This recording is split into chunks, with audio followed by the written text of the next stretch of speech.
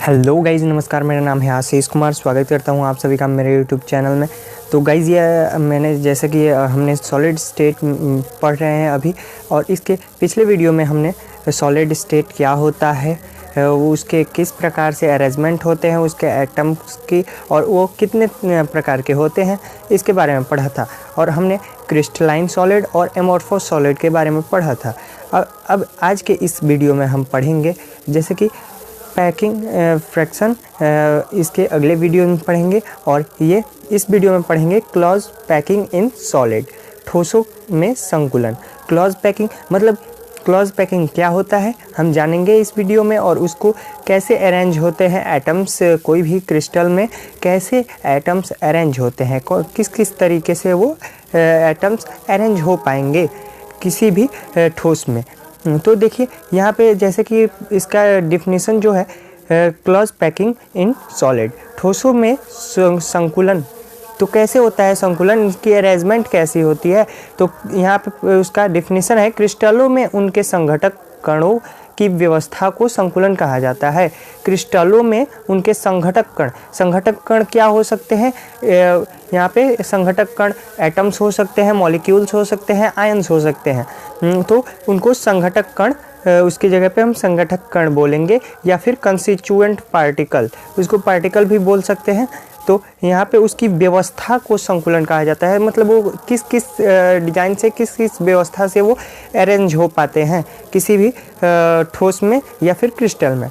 तो चलिए, संकुलन जो होता है किसी भी ठोस में तीन तरह से, कोई भी एटम या फिर जो उसके पार्टिकल्स होते हैं, पार्टिकल्स बोलेंगे या कंस्टिट्यूएंट पार्टिकल, उसके मूलभूत कण जो होते हैं वो किस तरह के अरेंज होते हैं। तो यहाँ पे तीन तरह से हम देख पा रहे हैं यहाँ पे 1D, 2D और 3D में इन तीन प्रकार से अरेंज होते हैं। तो हमें 2D और 3D के बारे में पढ़ना है। तो यहाँ पे नॉलेज दे दो छोटा सा। यहाँ पे 1D जो कि ऐसे एकदम सीधी लाइन में बारी बारी से ऐसे ही जो एटम्स होंगे या फिर मॉलिक्यूल होंगे, या फिर ये जो कंस्टिट्यूएंट पार्टिकल बोल सकते हैं इसको, तो इस प्रकार से सीधी लाइन में एक अरेंज होते जाएंगे। तो ये 1D में हो गया, यानी कि 1 डायमेंशनल में हो गया। 1 डायमेंशनल क्लोज पैकिंग इसको बोलेंगे, जो कि एक सीधी लाइन में एटम्स अरेंज होते जाएं, कंस्टिट्यूएंट पार्टिकल अरेंज होते जाएं। और इसके यहाँ पे एक वर्ड है कोऑर्डिनेशन नंबर, समन्वय संख्या। ये क्या होता है, तो हम बात करेंगे इसके पड़ोसी एटम्स की। इसमें से कोई भी एक एटम ले लिया जाए, जैसे कि यहाँ पे वीडियो में रेड कलर का एक एटम है, इसकी पड़ोसियों की संख्या कितनी है। तो यहाँ पे देखेंगे ये ब्लू कलर के जो दो दिख रहे हैं, ये इसके पड़ोसी है, मतलब इसके पड़ोसी एकदम सटे सटे इसके। तो यहाँ पे 2 है, तो 2 होंगे, इसके समन्वय संख्या 2 होगी, कोऑर्डिनेशन संख्या 2 होगी। तो अब चलिए आगे पढ़ते हैं 2D और 3D के बारे में। तो 2D और 3D कैसे होता है, तो पहले हम जानेंगे 2D यानी कि 2 डायमेंशनल क्लोज पैकिंग, द्विविमीय निविड संकुलन। इसको हिंदी में बोलेंगे द्विविमीय निविड संकुलन। तो ये कैसे होता है, तो यहाँ पे इसकी डिफिनीशन है, जब एक ही तल पर ठोसों के संघटक कण व्यवस्थित होते हैं तो इसे द्विविम निविड संकुलन कहते हैं। तो द्विविम निविड संकुलन यानी कि 2 डायमेंशनल क्लोज पैकिंग कैसे होता है, तो एक ही तल पे, मतलब एटम्स जो होंगे 1D में तो एक सीधी लाइन में अरेंज होते जा रहे थे, लेकिन यहाँ पे एटम्स जो हैं वो एक ही तल में कैसे वो अरेंज हो सकते, कैसे वो नहीं, मतलब एक रेगुलर अरेंजमेंट होगा। जैसे कि यहाँ एक के ऊपर भी नीचे भी, ऊपर भी नीचे भी, ऐसे देखिए कैसे एक लाइन से अरेंज होते गए हैं। और यहाँ से ध्यान से देखें तो यहाँ पे कैसे एक स्क्वायर की तरह स्क्वायर शेप बना रहे हैं। अगर इसके केंद्रों को मिलाएं, किन्हीं 4 एटम्स के केंद्रों को मिलाएं तो ये स्क्वायर शेप बनाते जाएंगे। और यहाँ पे बात करें इसके आगे, हम इसको यहाँ पे देख सकते हैं, ये यहाँ पे तो लाइन से एक ऊपर नीचे ऐसे अरेंज है, लेकिन यहाँ पे देखिए इसकी खांचों में, यहाँ पे जहाँ पे खाली स्थान है वहाँ से निचले लाइन में एटम्स भरे जा रहे हैं। यहाँ पे देखिए फिर इसके खांच में यहाँ पे भरे जाएंगे।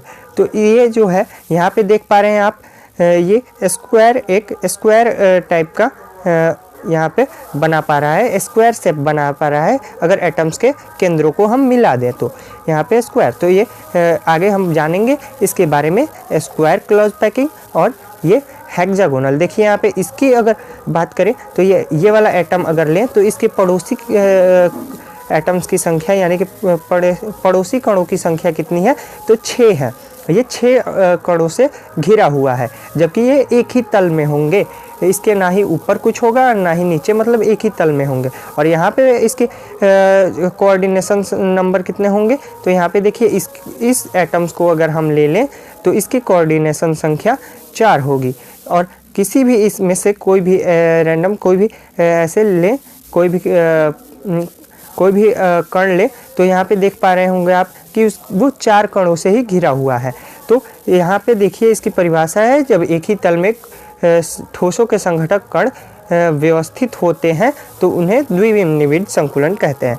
तो चलिए आगे इसको और दूसरे तरीके से देखते हैं। तो देखिए यहाँ पे वो इसको हमने पढ़ा स्क्वायर क्लॉज पैकिंग, इसको 2D में बोलेंगे। ये 2D में मतलब एक ही तल में अरेंज होंगे ऐसे, और इसको कोऑर्डिनेशन संख्या क्या होगा, 4 होगा। जैसे इसकी कोऑर्डिनेशन संख्या पूछा जाए तो यहाँ पे देखिए इनके केंद्रों को मिलाने पे आपको यानी कि ये स्क्वायर के रूप में आ रहा है, तो स्क्वायर क्लॉज पैकिंग मतलब किसी भी कोई भी एक ये अरेंजमेंट एटम्स के जैसे अरेंजमेंट है, उसमें अगर देखा जाए किसी एक कण के पड़ोसी कणों की संख्या को कोऑर्डिनेशन नंबर बोलेंगे, और उनके पड़ोसी कणों के केंद्रों को अगर मिला दिया जाए तो अगर वो स्क्वायर शेप में बना लें तो स्क्वायर क्लॉज पैकिंग कहलाता है, उसको स्क्वायर क्लॉज पैकिंग बोलेंगे। और ये यहाँ पे देखें तो इसके खांचों में जो भरा हुआ है ऐसे नीचे, तो इसका अगर कोई भी एक एटम ले तो उसको वो 6 एटम से यानी कि 6 कणों से 6 पार्टिकल से वो घिरा हुआ है। इसके पड़ोसी कणों की संख्या 6 है, तो इसका कोऑर्डिनेशन नंबर 6 हो जाएगा। और ये इसको केंद्रों को मिला दे, इसके पड़ोसी कणों के केंद्रों को मिला दे तो यहाँ पे देखिए एक हेक्सागोनल शेप बना पा रहा है, तो इसको हेक्सागोनल क्लॉज पैकिंग बोलेंगे। या फिर इसको यहाँ पे देखिए इसको स्क्वायर क्लॉज पैकिंग को SCP बोल सकते हैं शॉर्ट में, और हेक्सागोनल क्लॉज पैकिंग को HCP बोल सकते हैं। तो यहाँ पे आप ध्यान रखिएगा ये 2D में है, आगे हम 3D में पढ़ेंगे। अब 3D क्या होता है, तो यहाँ पे देख पा रहे हैं 3D त्रिविम निविड संकुलन। इसका डिफिनीशन क्या है, जब त्रिविमीय आकाश में पर ठोस के संघटक कण यानी कि एटम्स, मॉलिक्यूल या फिर आयंस कण व्यवस्थित होते हैं, इसे त्रिविम निविड संकुलन कहते हैं। तो ये किस प्रकार से व्यवस्थित होता है, तो आप इसको ईजिली समझने के लिए 3D में आप फलों की दुकान पे देखेंगे कि फलों की दुकान पे दुकानदार क्या करता है, सेब को, संतरे को या फिर अलग अलग प्रकार के फलों को एक नियमित रूप से इसको अरेंज करता है 3D में, मतलब एक के ऊपर एक। तो उसको हम आगे पढ़ेंगे या फिर आपको साइड में वीडियो भी चल रहा होगा कुछ 3D में। तो अब देखिए यहाँ पे उसको 3D में हम देख पा रहे होंगे, इसको कैसे एक के ऊपर इसको हमने देखा। तो ये फर्स्ट वाला जो था वो हमने 2D में देखा, तो अब इस 3D में क्या होगा, उसके आगे भी वैसे ही कण होंगे और पीछे भी वैसे होंगे। यहाँ पे देख पा रहे हैं पीछे ऐसे आपको बहुत सारे स्क्वायर यहाँ पे क्यूबिक संरचना बन पा रही होगी।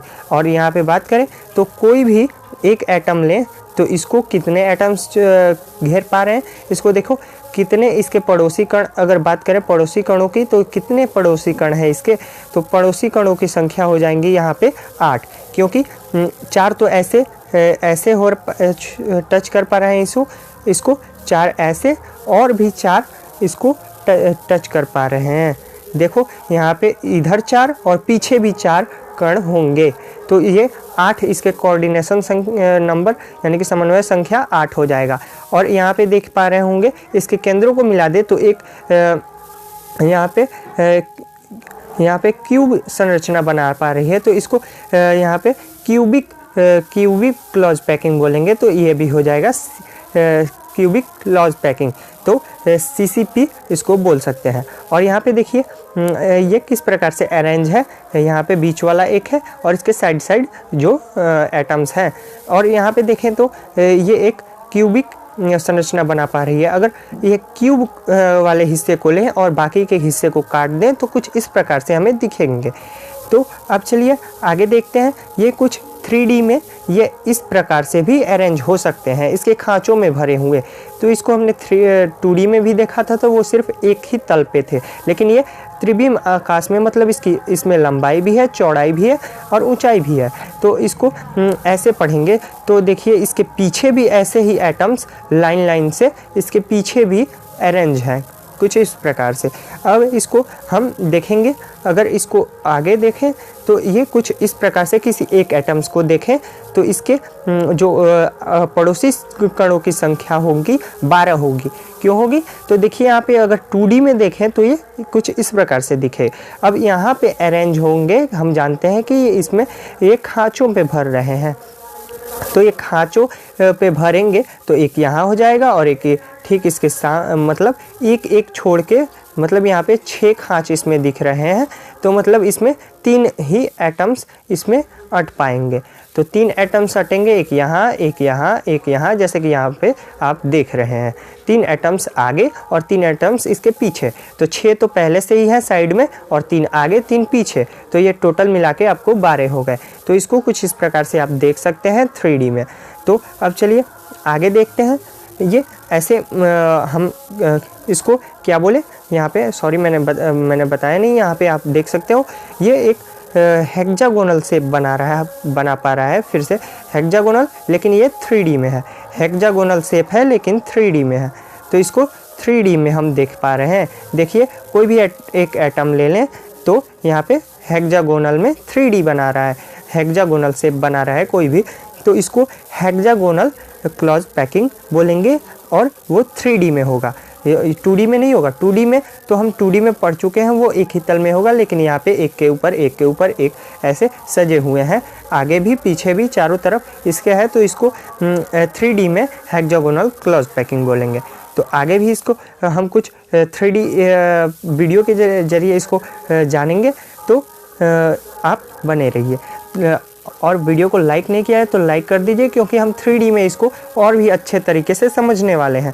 तो चलिए यहाँ पे देखिए, जैसे कि यहाँ पे आप देख पा रहे होंगे, कोई भी एक हमने स्क्वायर क्लॉज पैकिंग, यानी कि स्क्वायर शेप में जो भी था उसको अगर हम दोहराते जाएं, अगर वहाँ पे हम तो पीछे देखें कि यहाँ पे जहाँ पे यहाँ पे जो दिख रहा है ये जो अणु है, यानी कि एटम्स है, परमाणु है या फिर मॉलिक्यूल है, तो ये जो है ऐसे सजे हुए हैं। अगर इसको न लेके इसके केंद्रों को मिलाने वाली रेखाओं को खींचे तो हमें कुछ इस प्रकार से दिखेंगे। तो ये तो स्क्वायर क्लॉज पैकिंग है। स्क्वायर मतलब ये क्यूबिक क्रिस्टल मतलब यूनिट सेल है। इसको ये जो देखिए, ये जो एटम्स हैं, मान लो ये एटम्स है, एटम्स के केंद्रों को ये मिला दिया गया तो कुछ इस प्रकार से शेप बनेंगे, जो कि इसमें से एक अगर यहाँ पे लें, एक क्यूब लें तो उसको बोलेंगे यूनिट सेल। ये सिर्फ एक को यूनिट सेल बोलेंगे। अगर टोटल की बात करें तो ये बोला जाएगा क्रिस्टल जालक, यानी कि इसको क्या बोलेंगे, इसको आगे हम इसको 3D में देखेंगे तो